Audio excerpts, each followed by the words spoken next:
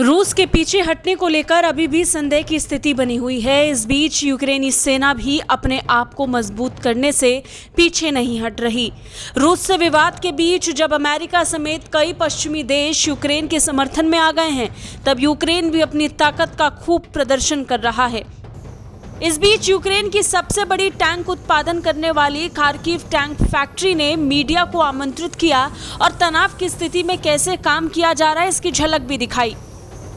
विभिन्न media reports के मुताबिक रूस यूक्रेन पर हमला कई मोर्चों से कर सकता है, जिसमें क्रीमिया से उत्तर में, जिसे रूस ने 2014 में यूक्रेनी नियंत्रण से हटा दिया था, यूक्रेन के डोनबास क्षेत्र के पश्चिम में, जहां सरकार विरोधी अलगाववादियों ने क्रीमिया पर कब्जा करने के तुरंत बाद से कीव की ब्रिगेड के खिलाफ युद्ध छेड़ दिया था, बेलारूस से दक्षिण में और मोल्दोवा के रूसी नियंत्रित ट्रांसनिस्ट्रिया क्षेत्र से पश्चिम में हमला कर सकती है।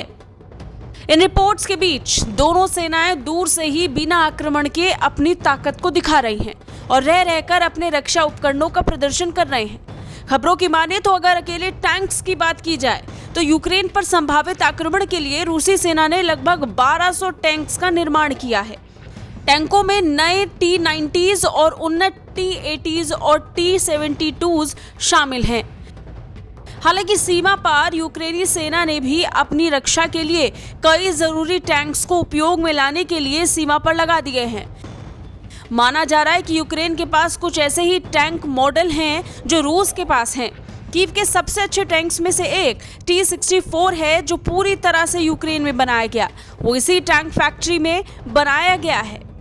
अब तक रूस और यूक्रेन की तरफ से कई ड्रिल किए जा चुके हैं, जिसमें अलग अलग हथियारों, तोपखानों को स्थापित करने समेत लड़ाकू जेट्स के इस्तेमाल में लाने की तैयारी शामिल है।